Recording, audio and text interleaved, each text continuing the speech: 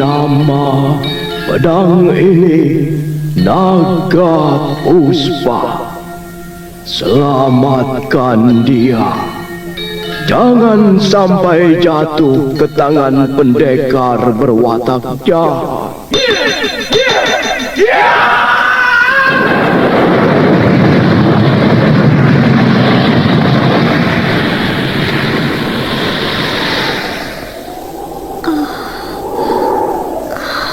Kakang Kamandanu, kau masih juga tidak percaya bahwa aku mencintaimu.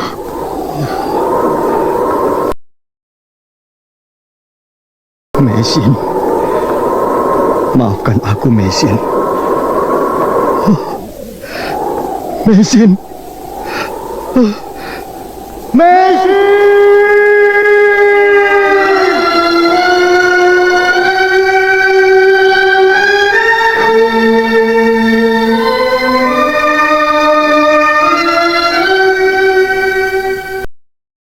Tutur Tinula.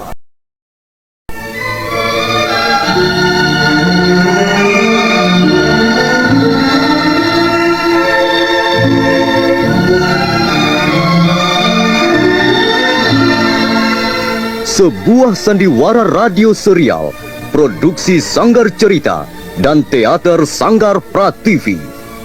Sebuah kisah dengan latar belakang sejarah runtuhnya Singasari dan berdirinya Kerajaan Majapahit.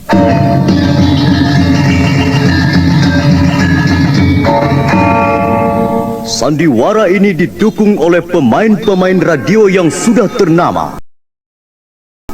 Ferry Fadli, Ivone Rose, dan Eli Ermawati.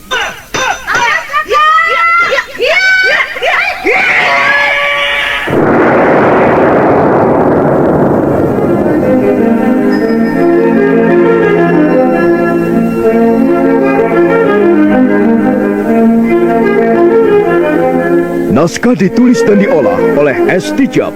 Hiasan musik dan sutradara C. Ispriyonoka. Kali ini mengetengahkan episode ke-16 dengan judul Pemberontakan Gajah Biru.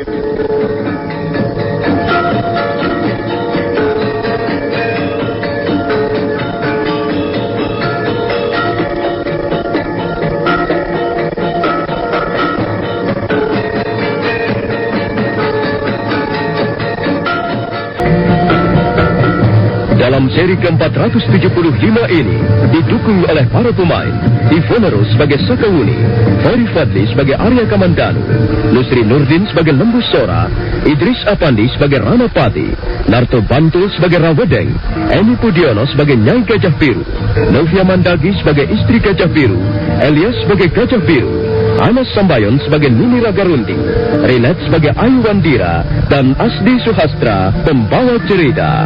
Selamat menikmati. Kalian, ayo cepat Wuni.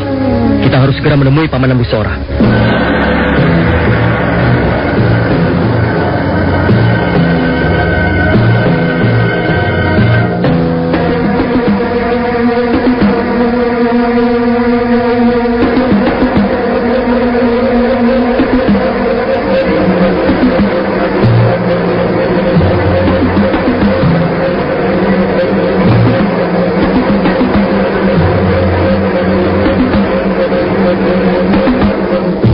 Arya Kamandanu dan Sakawuni melangkah menuju ruangan penjara yang ukurannya paling besar. Kunci ruangan penjara nampak sangat kokoh, tertanam dalam tembok-tembok batu. Memang benar dugaan Arya Kamandanu. Lembu Sora dipenjarakan di ruangan itu. Lembu Sora kelihatan lebih kurus dan wajahnya kuyu seperti kurang tidur. Dia agak terkejut begitu melihat kehadiran Arya Kamandanu dan Sakawuni.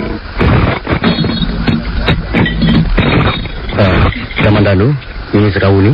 Oh, Paman Lembu Sora. Mengapa Paman harus mengalami seperti ini? Paman, kami tidak sampai hati melihat keadaan Paman. Sudahlah. Ini sudah nasibku. Memang demikianlah yang seharusnya terjadi. Kalian tidak perlu bersedih hati.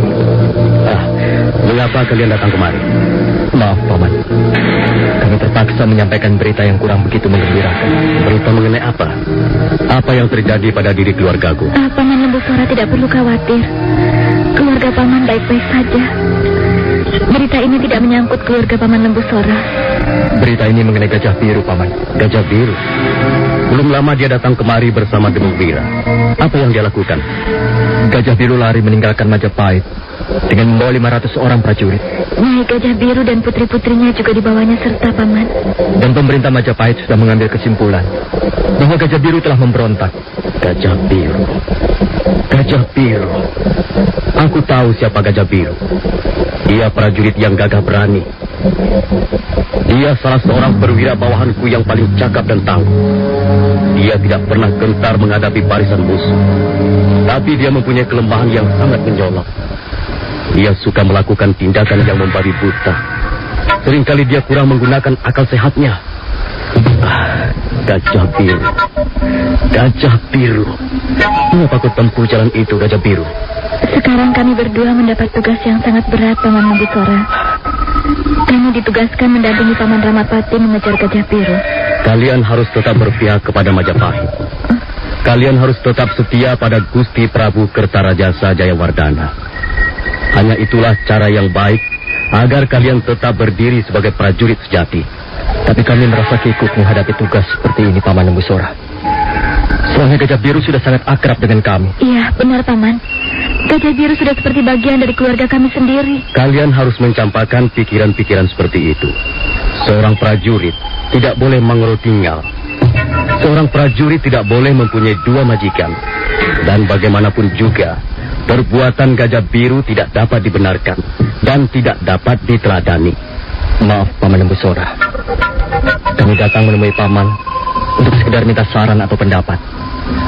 Barangkali Paman dapat melakukan sesuatu hal yang akan membuat Gajah Biru mau merubah pendiriannya. Iya, Paman. Mungkin Paman dapat mengirimkan pesan-pesan yang akan merubah ketetapan hati Gajah Biru. Selama ini, kami tahu Gajah Biru sangat setia dan tunduk pada Paman Lembu Sora. Setelah mendengar pesan-pesan Lembu Sora, mungkin dia bisa sadar kembali dan mau kembali ke pangkuan Majapahit, Paman. Baiklah, Nini Sekawuni. Dengarkan kalian berdua. Inilah pesan Lembu Sora yang harus kalian sampaikan pada Gajah Biru sebelum semuanya terlambat. Katakan pada Gajah Biru, katakan bahwa perbuatannya itu sangat tidak terpuji. Katakan bahwa jika dia masih mau memandang Lembu Sora, dia harus segera mengubah pendiriannya. Katakan kalau dia ingin menjadi prajurit sejati, maka dia harus menjauhi tindakan-tindakan brutal. Katakan pada Gajah Biru, katakan kalau dia masih mencintai negeri Majapahit, kalau dia masih tetap setia mengabdi kepada Sang Prabu Kertarajasa Jayawardana, maka dia harus kembali ke jalan prajurit yang benar. Katakan bahwa jalan yang ditempuh adalah jalan sesat.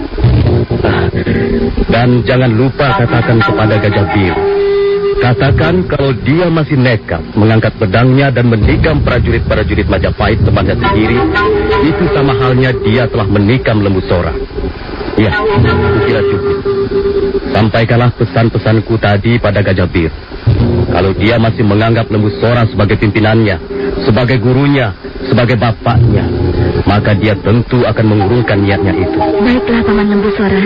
Mudah-mudahan Gajah Biru mau mengubah pendiriannya, sehingga tidak perlu terjadi pertumpahan darah di antara teman sendiri.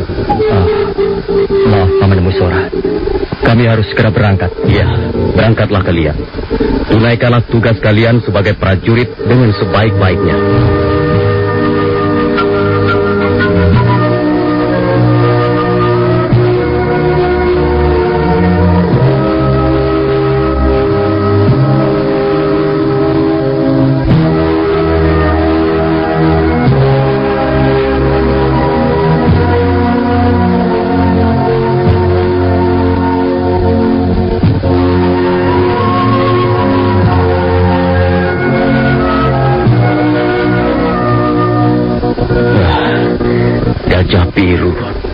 Gajah Biru, mengapa kau tempuh jalan pemberontakan? Mengapa pikiranmu seperti itu, Gajah Biru? Kau pikir aku bangga mempunyai anak buah yang berwawasan sempit? Kau pikir aku senang kau berontak demi membela Lembu Sora? Gajah biru. Gajah biru. Mendung tebal telah menyelimuti hatimu.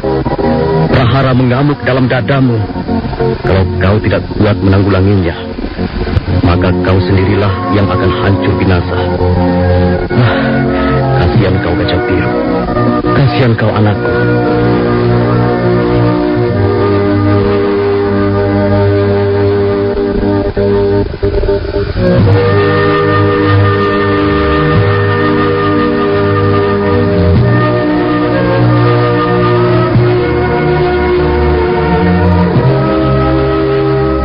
Sementara itu, Sang Ramapati dengan dibantu Rawadeng, Rayuyu, Rapangsa dan Rapanya sibuk menyiapkan prajurit-prajurit Majapahit. Pagi itu, alun-alun Majapahit menjadi gaduh riuh oleh suara prajurit-prajurit yang bercampur baur dengan suara kuda. Tak lama kemudian Arya Kamandanu dan Sakawuni muncul dari pintu gerbang samping. Mereka berkuda ke tengah alun-alun menghampiri Sang Ramapati.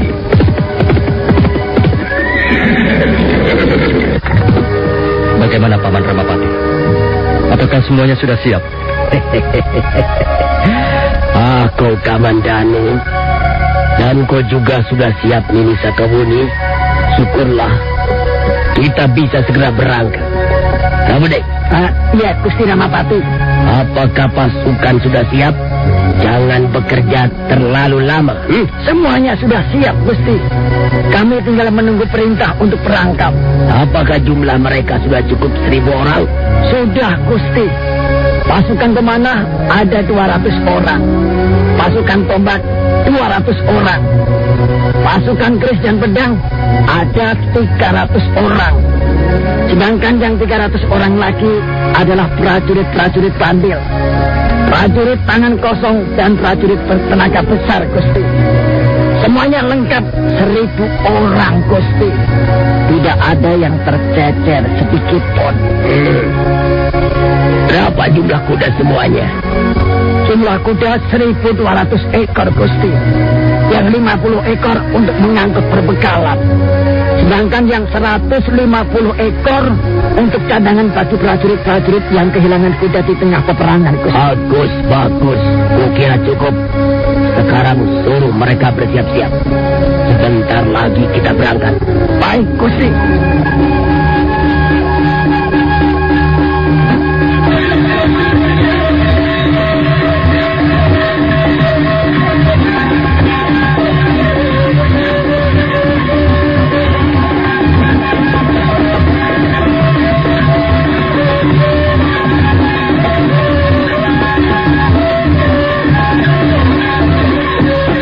Maka setelah segala sesuatunya beres, Rawadeng segera memacu kudanya menghampiri Sang Ramapati.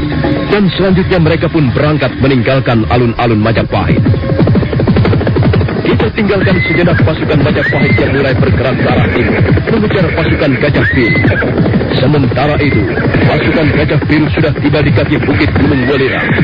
Gajah Biru memerintahkan agar prajurit-prajuritnya memasang tenda-tenda perkemahan di tempat-tempat yang terlindung dan tersembunyi.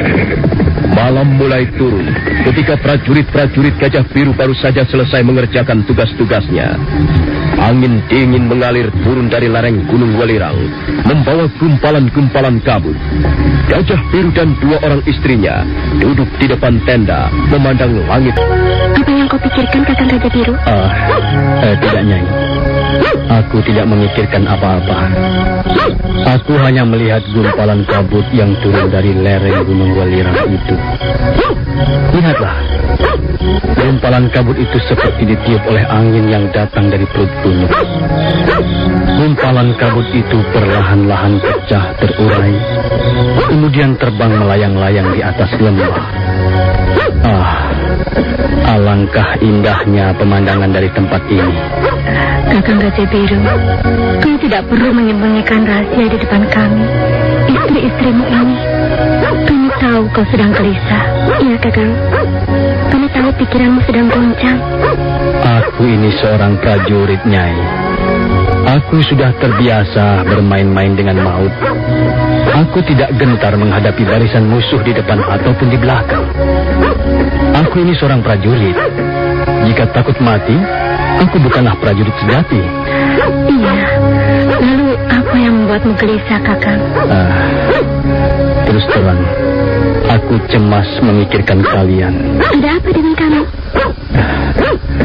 Terus terang, aku tidak sampai hati melihat keadaan kalian. Sekarang kalian terpaksa hidup menderita bersama Gajah Biru. Kalian terpaksa hidup terlunta-lunta di tengah-tengah hutan seperti ini. Barangkali kita semua akan gagal melawan prajurit-prajurit Majapahit. Dan akhirnya kita menjadi buron seumur hidup. Kita akan tinggal di gunung-gunung. Kita akan bersembunyi di lereng-lereng bukit.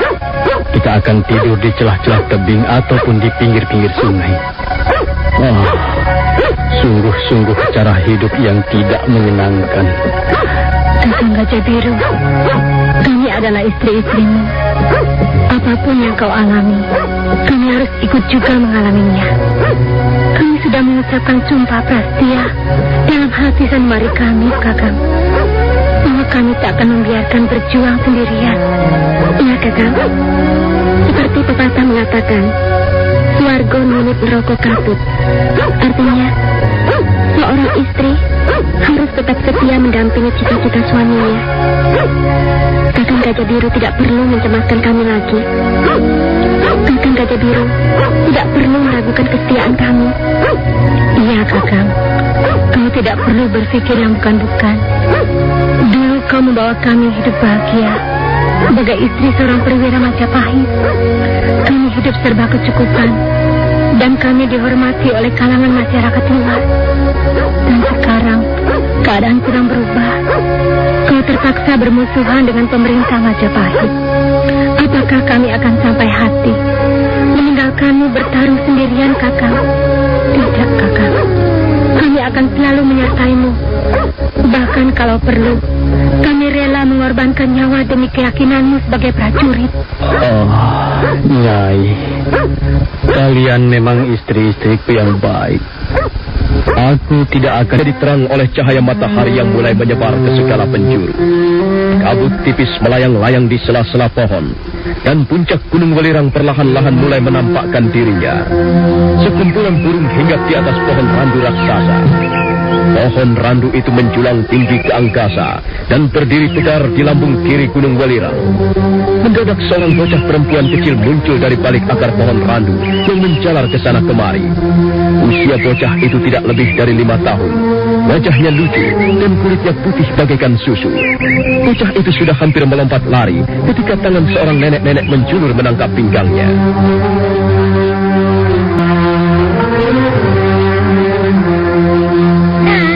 Mau lari kemana kau anak bandel? Ayo, mau lari kemana? Jangan, Nek. Lepaskan, Nek. Lepaskan aku, Nek. Kau anak siapa? Kau kok bandel sekali? Ayo, anak siapa? Ayo, anaknya Mesin.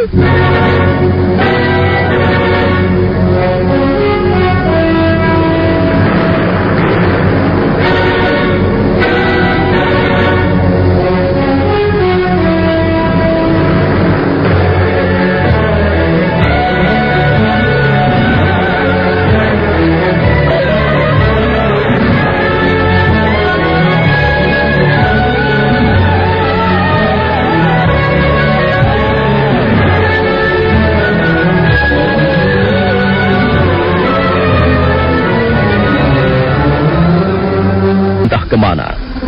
Di bawah pohon, di balik pangkal batang yang menyerupai sebuah goa, nampak seorang nenek tengah mencengkram pinggang seorang bocah perempuan yang usianya belum lagi mencapai 5 tahunan. Wajah bocah itu lucu, kulitnya putih bagaikan susu. Ayo, bocah bandel. Mau kemana kau? Mau lari kemana? Lepaskan, Nek. Lepaskan, Nek. Lepaskan aku, Nek. Ini bocah bandel sekali, ayo. Kau mau tiru-tiru siapa? Kau ini anaknya siapa? Ayo katakan, kau ini anak siapa, bocah bandel? Ayo, anaknya Mesin. Apa? Anak siapa? Ayo, anaknya Mesin, Nek.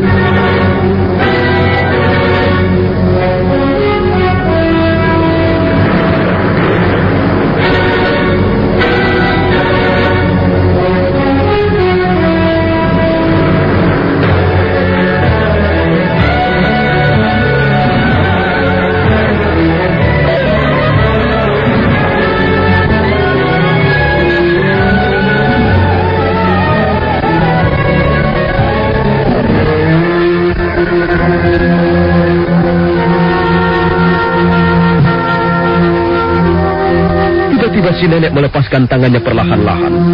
Matanya menatap tajam ke wajah si bocah. Si bocah tenang-tenang saja. Malah dia berusaha main-main dengan menyembunyikan wajahnya di balik telapak tangannya yang kecil. Ayo. Nenek mau tanya. Siapa yang mengatakan itu? Siapa yang mengatakan Ayu anaknya Mesir? Orang. Siapa nama orang itu? Katakan cepat. Namanya tidak tahu, Nek. Dia orang tua kok. Sudah tua sekali. Jenggotnya sudah putih. Punggungnya bongkok. Waduh, di mana kau bertemu orang itu? Di sana. Di tepi sungai kecil sana. Kakek-kakek itu lewat berdua dengan anak laki-laki yang tingginya segini, Nek. Kedua kakek itu lalu mengatakan bahwa Ayu anaknya Mesir. Oh, Ayu sudah besar sekarang ya. Ayu cantik seperti Mesir ibunya. Begitu, Nek. Apa benar, Nek, Ayu anaknya Mesir? Alah, tidak. Itu tidak benar. Laki-laki tua itu membohongimu, tahu? Dia memang tukang bohong. Tapi kelihatannya dia baik kok, Nek. Tidak jahat. Dengar, Ayu. Kalau orang baik tidak suka bohong. Sudahlah. Lupakan si tua brengsek itu. Ayu bukan anaknya siapa-siapa. Ayu anaknya Nenek Rangga Runting.